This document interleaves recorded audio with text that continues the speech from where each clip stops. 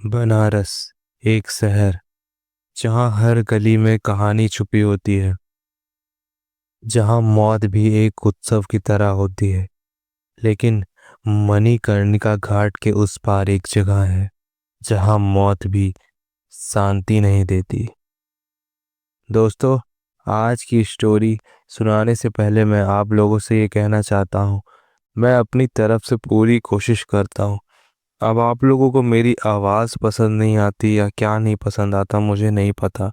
आप लोग कहानी पर फोकस किया करिए कि कहानी कैसी है, और अगर अच्छी लगा करे तो चैनल को ज़रूर सब्सक्राइब कर लिया करिए। बहुत मेहनत से वीडियो बनती है और आप लोग सब्सक्राइब नहीं करते हैं तो दिल एकदम से टूट जाता है। तो चलिए कहानी की शुरुआत करते हैं। मेन कहानी शुरू होती है अर्पित से। अर्पित एक 26 साल का डॉक्यूमेंट्री फिल्म मेकर है। मुंबई से बनारस आया है। उसका प्रोजेक्ट है इंडिया के सबसे हॉन्टेड जो स्थल है वहाँ का सच जानना। उसने यूट्यूब पर कुछ रील्स देखे थे, एक वायरल स्टोरी जिसमें लोग कहते थे कि मणिकर्णिका घाट के उस पार एक जगह है जहाँ किसी का अंतिम संस्कार अधूरा छोड़ा गया था। और तब से वहाँ कुछ अजीब होने लगा। लोकल्स उस जगह का नाम नहीं लेते, बस कहते हैं उस पार मत जाना बेटा। वहाँ कोई जो गया है वो अभी तक लौटा ही नहीं है, और जो लोग भी लौट कर आए हैं उनकी दिमागी हालत ठीक नहीं है। अर्पित जो था उसका दिमाग बहुत लॉजिकल था। उसके लिए भूत प्रेत बस कहानियां हैं। वो कहता है जब तक कैमरे में कुछ रिकॉर्ड नहीं होता सब बकवास है। और इसी जज्बे में वो मणिकर्णिका घाट के आसपास के लॉज में जाता है और उसको ले लेता है और वहाँ पे स्टे करने के लिए रुक जाता है। उस रात लॉज का केयरटेकर पांडे जी, जिसका नाम चुन्नू पांडे था, उससे कहते हैं अगर कल उस पार जाने का सोच रहे हो तो आज रात मैं तुम्हें एक एक्सपेरिमेंट बताता हूँ, तुम वो करके देख लेना। आज रात एक दिया मणिकर्णिका घाट के उस तरफ जिस तरफ तुम जा रहे हो जला करके देख लो। अगर बुझ गया बिना हवा के तो समझ जाओ उन्हें पसंद नहीं आया। अर्पित को ये बात समझ नहीं आई कि किन्हें पसंद नहीं आया। इतना ही कर कर लॉज के केयरटेकर वापस चले जा चुके थे। अर्पित लॉज की छत पे जाता है और गंगा के उस पार दिया जला के रख देता है। हवा बिल्कुल नहीं है, लेकिन 2 मिनट में दिया एक झटके से बुझ जाता है। कैमरा ऑन था। जब उसने फुटेज देखी तो दिया बुझने से 1 सेकंड पहले बैकग्राउंड में एक औरत की चीख रिकॉर्ड हुई और हल्की सी आवाज आई, वापस जा, ये कहानी तेरी नहीं है। अर्पित गंगा के पार जाने के लिए एक लोकल नाव वाले से बात करता है। नाव वाला पहले मना करता है, लेकिन फिर 500 रुपए के लालच के लिए वो तैयार हो जाता है और नाव लेकर निकल जाता है। तभी अर्पित देखता है कि एक और नाव दूसरे साइड से आई है और वहाँ पर खड़ी हुई है, लेकिन उस पर कोई भी नहीं था, बस एक काला कपड़ा लहरा रहा था। नाव वाला बोलता है अभी भी वापस चल लेते हैं, यहाँ पर कुछ हो गया तो लौट नहीं पाएंगे। अर्पित कहता है तुम यहीं पर रुको, मैं उस पार जाकर देख कर आता हूँ। जितना अंधेरा होगा उतना ही फुटेज स्ट्रॉन्ग आएगा। उस पार उतरते ही एक अजीब सी ठंड होने लगती है। जंगल टाइप एरिया था। बीच में एक पुरानी जली हुई चिता जैसी जगह थी और वहाँ पर हल्की सी आग थी। अर्पित जब उस एरिया का शूट कर रहा था तो उसके कैमरे में बार बार एक स्टैटिक आ रहा था। एक बार तो उससे अपने पीछे किसी की चलने की आवाज़ भी आ रही थी, लेकिन जब वो मुड़ कर देखता है तो कुछ भी नहीं था। उस वक्त कुछ भी नहीं समझ में आ रहा था कि यहाँ पर क्या हो रहा है। तभी माइक में कुछ ऐसा रिकॉर्ड हो जाता है जिसको अर्पित समझ नहीं पाता कि ये क्या ही चीज़ है। तुम उसी जैसे दिखते हो जिसने मुझे जिंदा जला के छोड़ा था। ये कुछ ऐसी आवाज़ थी जो कि सिर्फ आ रही थी, लेकिन ये कौन बोल रहा था ये बिल्कुल भी समझ में नहीं आ रहा था। वहाँ पर कोई औरत की आवाज़ थी ये। अर्पित ने वहाँ का एक शॉट लिया और फ़ोन से स्टोरी पोस्ट की। 100 place across Manikarnika, nothing here but silence. उसके तुरंत बाद एक अननोन कमेंट आता है, तू आया है जाने के लिए नहीं, तेरे पैर वहीं पर जम जाएंगे। अर्पित सोचता है कि कोई प्रांक कर रहा है, लेकिन जब उसने वापस लौटने की कोशिश की तो क्या देखा कि बोट वहां पर थी ही नहीं और आवाज़ धीरे धीरे जंगल के बीच से आने लगी। जितने लोगों ने मुझे जलाया था सब वापस आए हैं और अब तेरी बारी है। तभी कैमरा जो था वो ऑफ हो चुका था, पर रिकॉर्डिंग जो थी वो चालू थी।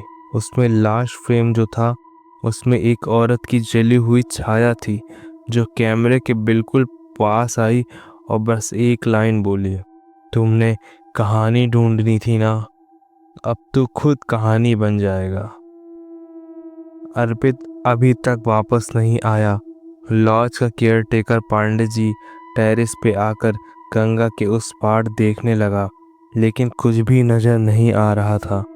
अर्पित की चप्पलें और एक हाफ बर्न डायरी उसकी लॉज के कमरे में मिली थी। डायरी के अंदर कुछ हैंड रिटन पेज हैं जिसमें कल रात के बारे में लिखा था। जब मैं उस जली हुई चिता के पास पहुंचा, मुझे लगा मैं कहानी लिखने जा रहा हूं, लेकिन अब लग रहा है कहानी मुझे लिख रही है। वहां की मिट्टी में से कुछ आवाज़ थी, जैसे कोई मुझे बुला रहा हो या फिर वो मुझे वार्न कर रहा हो। ये जो बात लिखी थी वो अर्पित की डायरी में लिखी हुई थी, लेकिन अर्पित वहां पर नहीं था। तो दोस्तों, इस कहानी के फ्लैशबैक में चलते हैं और यहाँ का एक राज था जो कि मैं आप लोगों से बताता हूँ। ये बात 1971 की है, जिसमें सावित्री नाम की एक 32 साल की विधवा रहती थी, जिसे उसके ससुराल वालों ने तांत्रिक कह कर के जिंदा जला दिया था। और कहते हैं सावित्री गंगा के उस पार रहती थी, जंगलों के बीचों बीच, और वो अकेली कुटिया में रहती थी। लोग मानते थे कि वो काला जादू तंत्र मंत्र करती है, लेकिन असली कहानी कुछ और थी। सावित्री लोगों का इलाज करती थी, ऐसा इलाज जिसका कोई भी, जब डॉक्टर इलाज ना कर पाए तो वो जंगल की जड़ी बूटियों से इलाज करती थी, लेकिन लोगों को लगता था कि वो काला जादू करती है। एक दिन जमींदार के बेटे की मौत हो गई और दोष सावित्री पर डाल दिया गया और उसको सब लोग कहने लगे कि इसने ही इसकी आत्मा को अपने कब्जे में करने के लिए इसके ऊपर काला जादू किया है। और उसको पकड़ करके उसको पेड़ पर फांसी दे दी गई और इस काम में उसके ससुराल वाले भी साथ थे। और उसके मरने की बाद उसकी लाश को बिना अंतिम संस्कार के वहीं पर छोड़ दिया गया और उसकी जो लाश थी उसमें आग भी लगा दी गई थी और उसकी लाश को वहीं गंगा के किनारे उस पार जंगलों में फेंक दिया। तब से जो वहाँ गया वो लौट कर नहीं आया, या तो पागल हो गया, और कुछ लोग तो कभी दिखाई ही नहीं दिए। अब वापस चलते हैं अर्पित की कहानी में। अर्पित जंगल के अंदर एक पुराने खंडहर जैसा स्ट्रक्चर था, उसमें घुसता है। वहाँ पे एक पत्थर था जिस पे कुछ लिखा हुआ था, मैं वापस आऊंगी। उसी वक्त उसके पीछे से किसी के कदमों की आवाज़ आती है। अर्पित जैसे ही मुड़ता है, एक झटके में हवा बहुत ज़्यादा आने लगती है और उसके सामने एक औरत जली हुई साड़ी में आकर खड़ी हो जाती है, जिसका पूरा फेस जला हुआ था। उसकी आंखें बिल्कुल सफ़ेद थी, चेहरे से जैसे लग रहा था चमड़ी उजड़ गई हो, और उसका आधा चेहरा लाल था और उसका आधा चेहरा सफ़ेद था। और वो औरत कहती है, तू भी उन्हीं में से था जिन्होंने मुझे जलाया था। अर्पित ये देखकर सहन नहीं कर पाता और तुरंत ही बेहोश हो जाता है। कैमरा ऑन रहता है और उसका जो लास्ट वर्ड था, अगर ये डायरी मिलती है तो समझ लेना मैं इस कहानी का हिस्सा बन चुका हूँ, ये बोलकर अर्पित बेहोश हो जाता है। अब तो वहाँ पे लॉज का जो केयर टेकर था पांडे जी, उसको समझ में नहीं आ रहा था कि अर्पित ये कहाँ चला गया। वो एक लोकल पंडित राम नारायण बाबा जो वहाँ के थे, उनसे अर्पित के गायब होने की बात करता है और चिंतित हो जाता है। बाबा कहते हैं उस पार कोई इंसान गया हो तो उसकी लाश मिलती है, लेकिन कभी जिंदा बंदा वापस नहीं आया। पांडे जी बोलते हैं पर अर्पित गया था वीडियो बनाने, कैमरा तो चल रहा होगा ना। लेकिन अर्पित का डीएसएलआर लॉज के कमरे में ही मिलता है और सबको लगता है कि उसने तो कैमरा लेकर ही नहीं गया। वो बाबा ने कैमरा ऑन किया। स्क्रीन पर फर्स्ट फ्रेम जो था, अर्पित जंगल के बीचों बीच में खड़ा है, आंखों में डर, मुंह से सिर्फ एक लाइन, यहाँ हवा भी चीखती है। ये अर्पित बोल रहा था। तभी बैकग्राउंड में एक मेलोडियस औरत की आवाज़ आती है, जैसे कोई लोरी गा रहा है। बाबा तुरंत कैमरा बंद कर देते हैं और बोलते हैं, वो वापस आने लगा है जिसने आग लगाई थी। सावित्री किसी आदमी का इंतज़ार कर रही थी और लगता है अर्पित वही है। अर्पित भी जंगल में पड़ा होता है। होश में आते ही देखता है आसपास सब कुछ बदल गया है। हर पेड़ का रंग काला हो चुका था, जैसे जल गया हो। हवा में एक अजीब सी महक थी, जलती हुई महक। अर्पित जब उठने लगता है तो उसके हाथों पे एक डीप लाल सिंदूर लगा होता है और उसके बैग के अंदर एक पुरानी जली हुई साड़ी फोल्डेड मिलती है।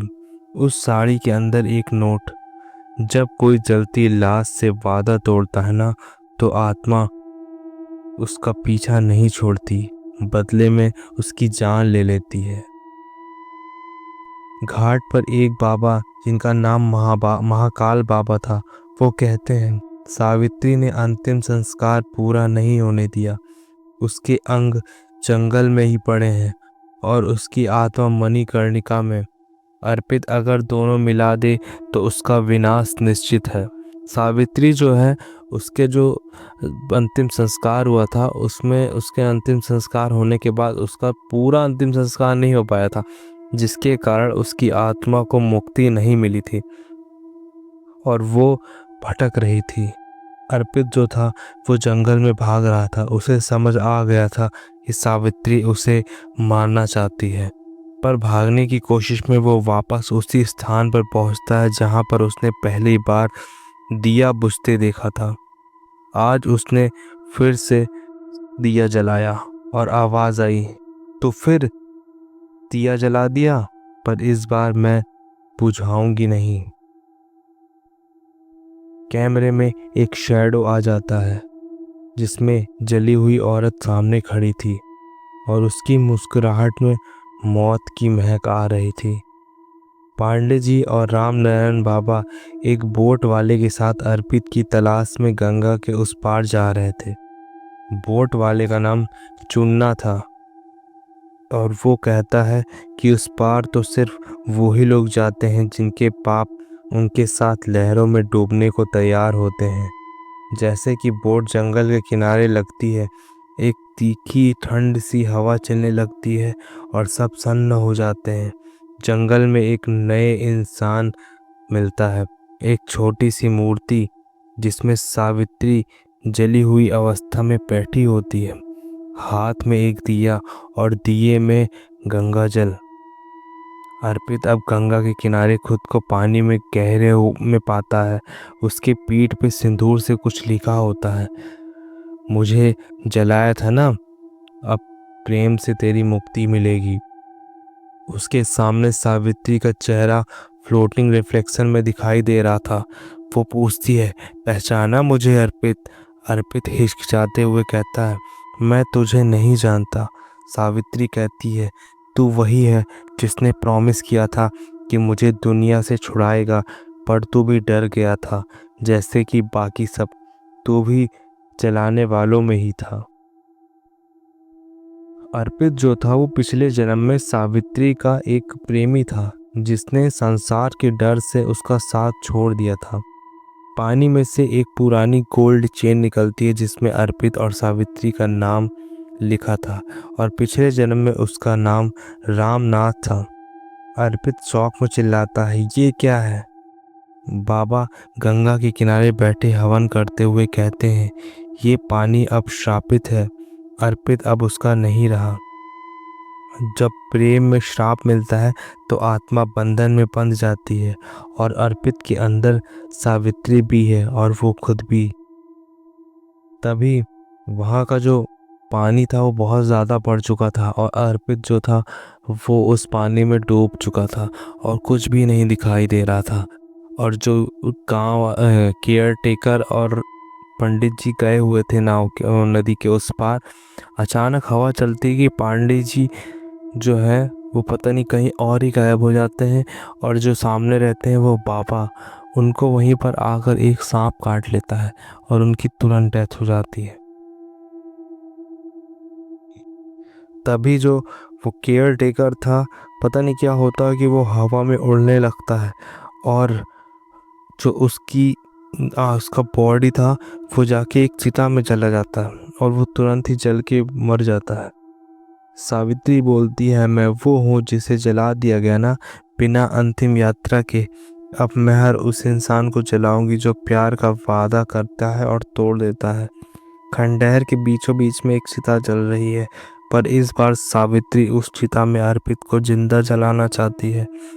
उसने हाथ में एक खोपड़ी ली हुई है जिसे खून निकल रहा है, और सावित्री कुछ मंत्र बोलती है। अर्पित जब आँख खोलता है तो वो पानी में नहीं था, वो फिर से उसी जगह पर पहुंच जाता है। और अर्पित क्या देखता है कि उसके हाथ पैर जकड़ चुके हैं, अब वो उठ नहीं पा रहा है। उसके आसपास 15-20 लोग और खड़े हैं जिनकी परछाइयाँ घूम रही है, वही लाश वाले लोग जिन्हें पहले जला गया था, और अब बिना संस्कार के वो लोग वहीं भटक रहे हैं। तभी अर्पित के ऊपर भी वो कुछ ऐसा करने जाती है जैसे आग डालने जाती है।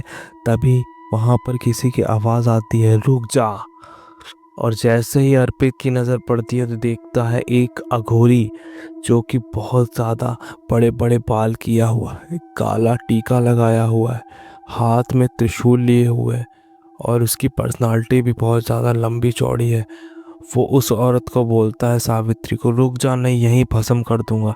सावित्री देखकर उसकी आंखें सफ़ेद हो जाती है और वो उस अघोरी के ऊपर भी हमला करने के लिए उड़ कर जाती है, लेकिन साधु तुरंत ही अपने हाथ से कुछ मंत्र बोलता है और सावित्री तुरंत ही चिल्लाने लगती है और वहाँ से भागने लगती है।